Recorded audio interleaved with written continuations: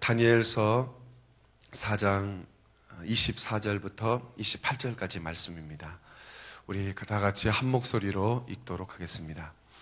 왕이여, 그 해석은 이러하니이다. 곧 지극히 높으신 이가 명령하신 것이 내 주 왕에게 미칠 것이라. 왕이 사람에게서 쫓겨나서 들 짐승과 함께 살며 소처럼 풀을 먹으며 하늘 이슬에 젖을 것이요 이와 같이 7대를 지낼 것이라. 그때 지극히 높으신 이가 사람의 나라를 다스리시며 자기 뜻대로 그것을 누구에게든지 주시는 줄을 아시리이다.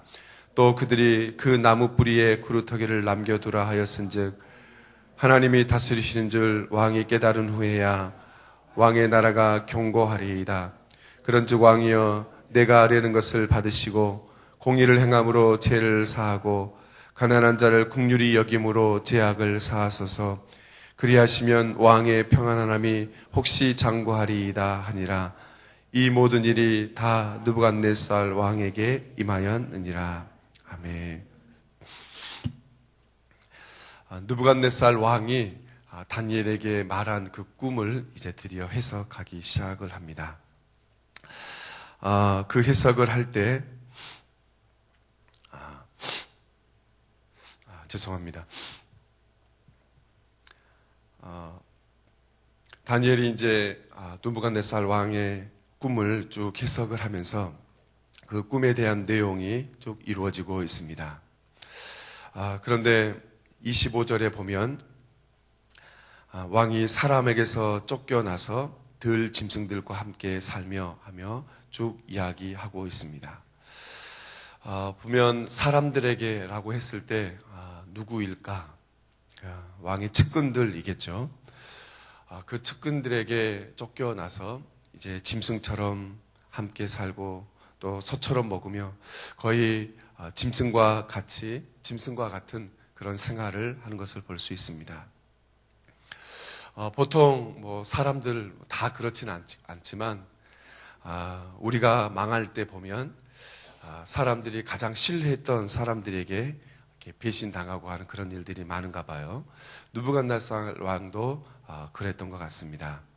왕이 좀 정신적으로 발작을 일으켰을 때 그것을 감지한 신하들이 거기에서 서로 권력을 잡으려고 부단히 싸웠던, 그래서 왕을 냉정하게 추방시켰던 그런 일들이 좀 있습니다.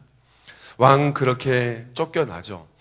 쫓겨나서 7대를 지냅니다. 보통 3년 반 정도라 얘기할 수 있겠죠. 이 징계를 보내는 시간이 이렇게 좀 필요했나 봅니다. 근데 이 하나님이 징계하시는 이 기간 동안 느부갓네살 왕에게 주신 깨달음은 2가지였습니다. 그게 이제 25절부터 기록되고 있는데, 먼저는 무엇이냐면 사람의 나라를 다스리시는 것은, 사람의 나라를 통치한다, 이것은 사람이 아니고 24절에 나와 있는 것처럼 지극히 높으신 이, 그러니까 하나님이라는 말씀입니다. 여기서 우리가 알 수 있는 건 그거죠. 하나님을 아는 거, 바로 그것이 겸손이 아닐까, 그렇게 생각이 되어집니다. 우리가 스스로가 이렇게 낮추는 것도 겸손일 수 있지만 정말 하나님을 아는 것이 참다운 겸손이 아닐까도 여기서 묵상하게 됩니다.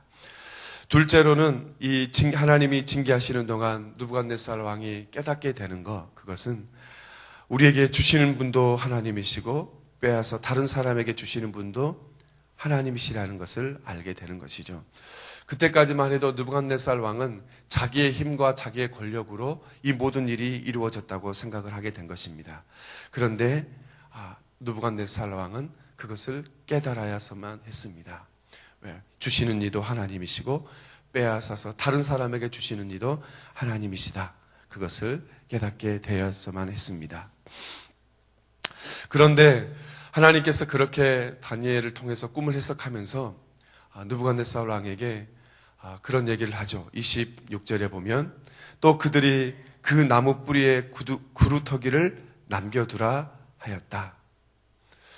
구루터기를 남겨둔다는 얘기는 회복할 수 있는 기회가 열려져 있다는 그런 얘기겠죠. 그런데 그 회복할 수 있는 기회가 언제까지 그게 진행이 되는 거냐면 하나님이 다스리시는 줄 왕이 깨달은 후에 여기까지입니다. 혹시나 하나님이 다스리신다라는 것을 왕이 정말 깨달은다면 왕의 나라가 견고한다. 그 말씀이잖아요. 그러니까 그 나무의 뿌리를 다 없애지 않고 구루터기를 남겨둔다는 것은 회복할 수 있다는 여지가 있다는 것입니다. 느부갓네살 왕의 다스리신 그 바벨론이 완전히 멸망하지는 않을 것이다.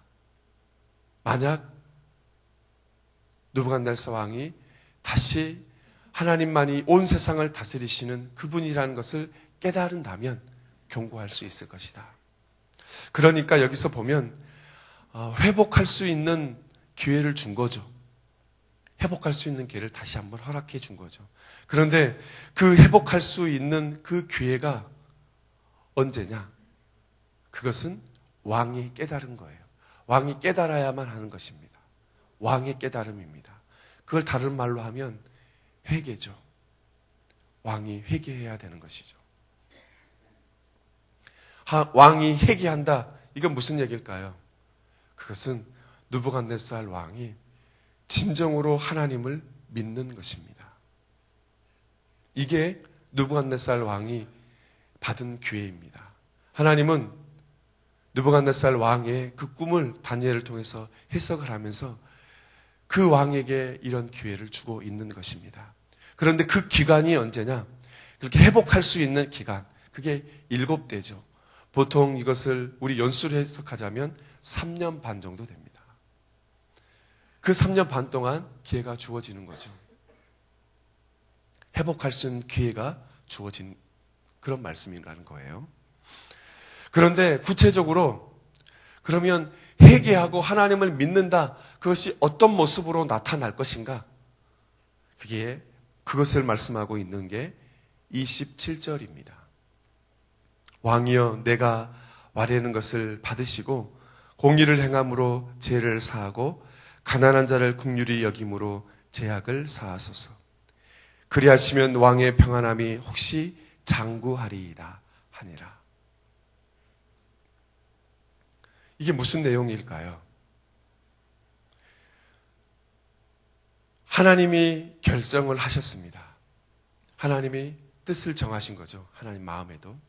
그런데 그 하나님의 뜻 가운데 있는 게 무엇이냐면 만약에 느부갓네살 왕이 온 세상을 다스리시는 분이 하나님이시라는 것을 깨달은다면 왕이 회복될 수 있다는 얘기예요.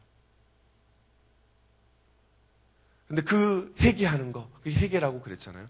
그 회개하는 내용이 뭐냐면 27절이라고 그랬는데 27절이 무슨 얘기하고 있냐면 하나님의 뜻을 하늘에서 하나님과 느부갓네살 사이에서 이렇게 매여 있는 그것을 풀 수 있는 길은 이 땅 가운데서 무언가를 해결해야 된다는 얘기입니다. 하나님과의 관계가 해결될 수 있는 길, 그것은 이 땅 가운데서 우리와 함께 살아가는 사람들 사이에서 그것이 해결되어야 한다는 것입니다. 그게 공의를 행하는 것으로, 가난한 자들을 돌보는 것으로,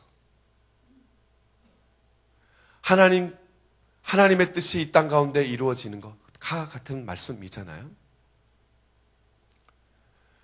느부갓네살이 회복할 수 있는 길은 하나님 앞에 회개하고 하나님께 돌아서는 길, 하나님과 해결할 수 있는 길은 무엇이냐면 그 주위에 있는 사람들, 자기가 다스리는 그 사람들을 공의로 행하는 거예요.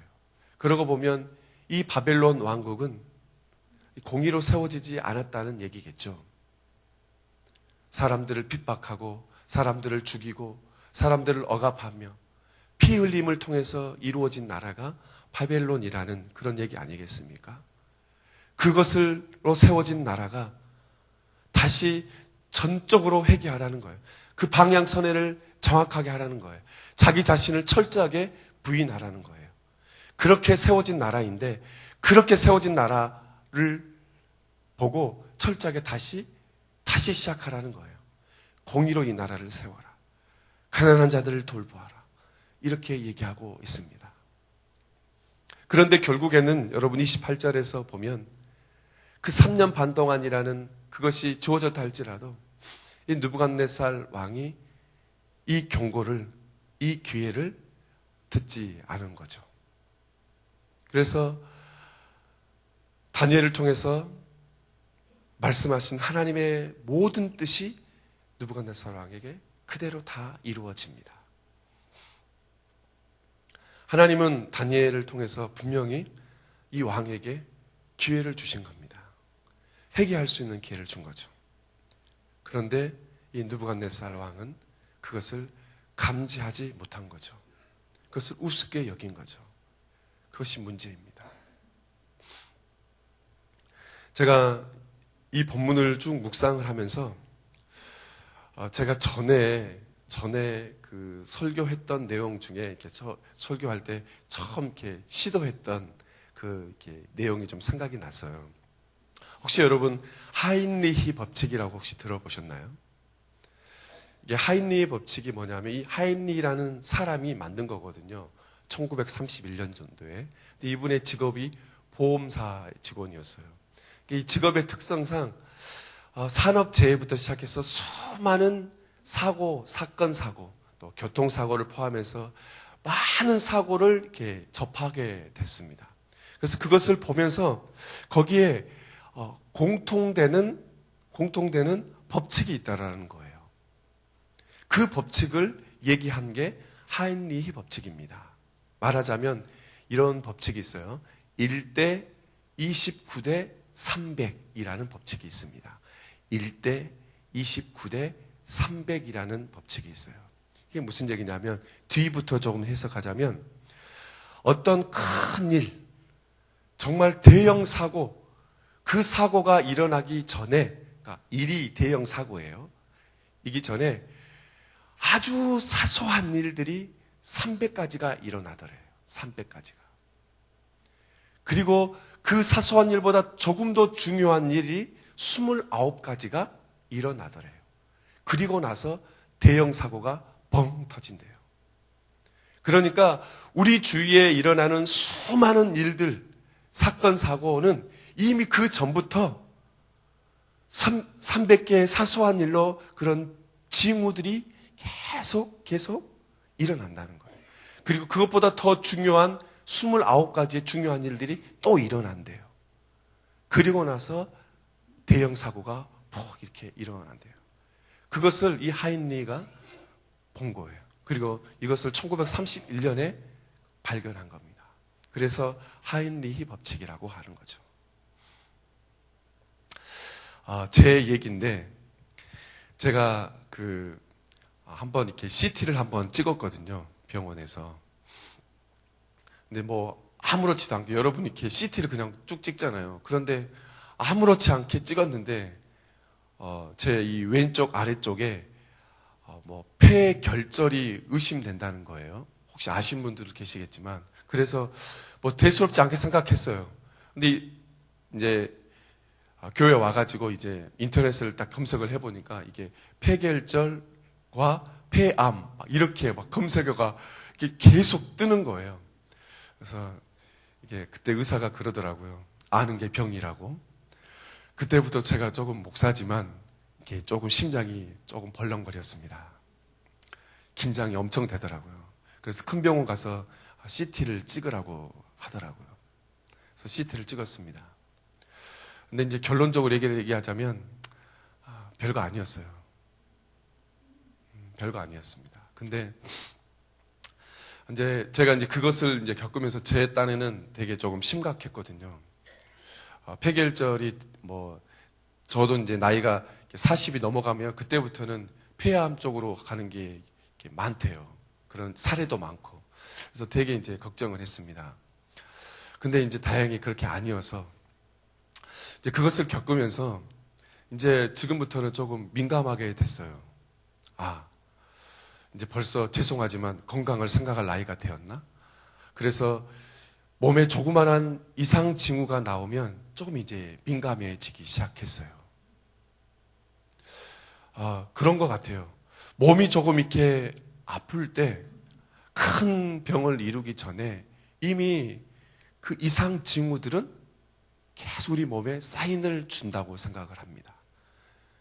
한 300개까지, 이제 하인리의 법칙으로 얘기하자면. 그리고 그보다 조금 무거운 게 29가지. 그리고 이제 그 병이 되는 거죠.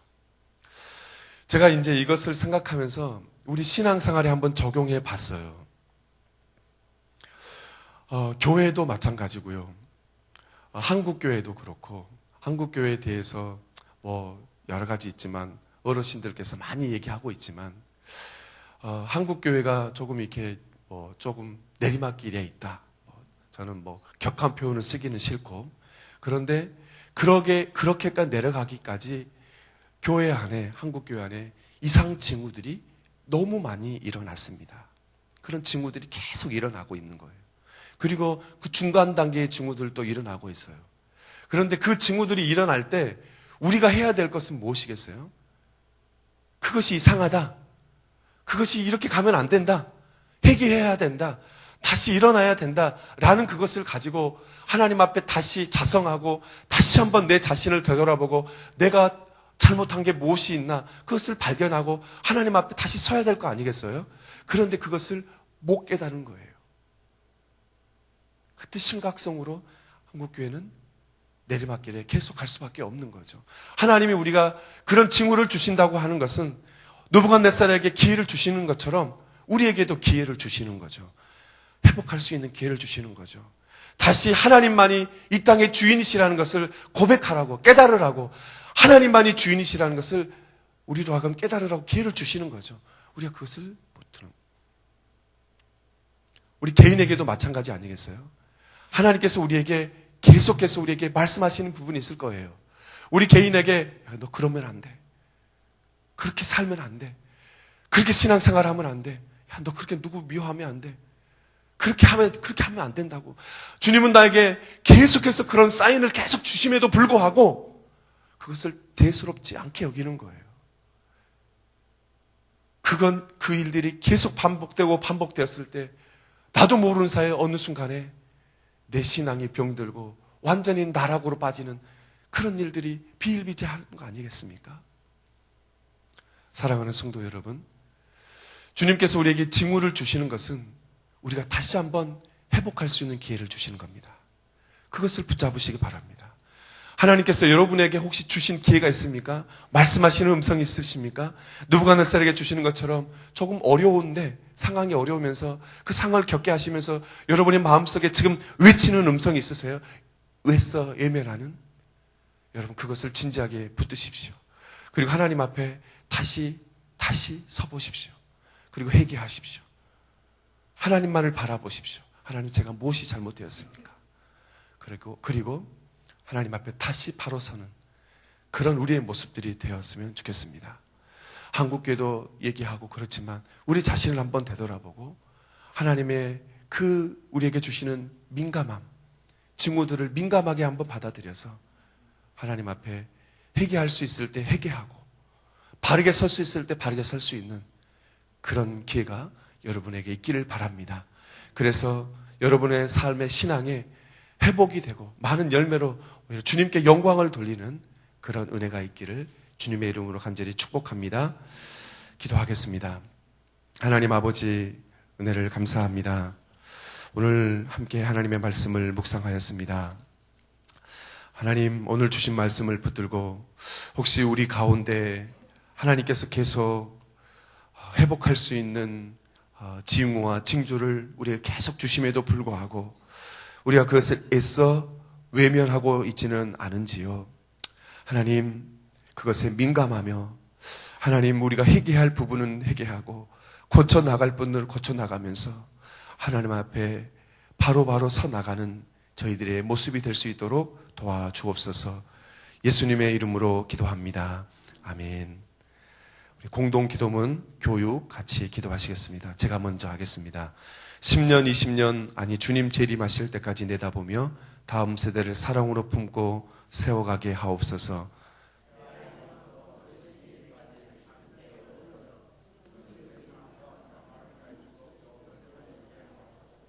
사무엘, 요셉, 다윗 부서를 크게 축복하옵소서. 청년부 싱크를 특별히 힘차게 하옵소서. 다음 세대를 아끼며 기도와 섬김으로 길러내게 하옵소서. 교회와 사회의 미래를 말씀으로 열어가게 하옵소서. 아멘. 다 같이 주기도문 하시겠습니다.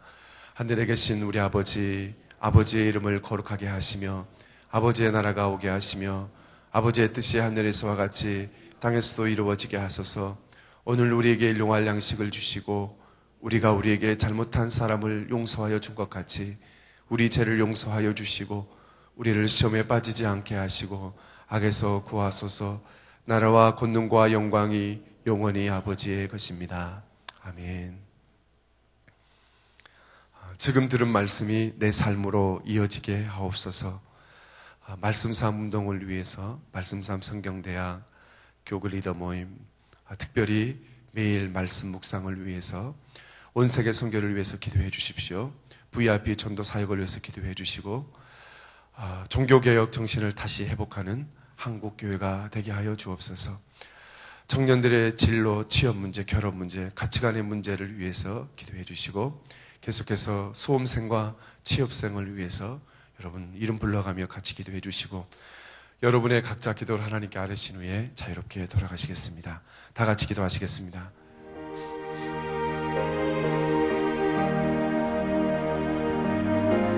하나님 아버지, 귀한 염정렬한 소집사님, 귀한 기도 제목으로 주님 앞에 나옵니다.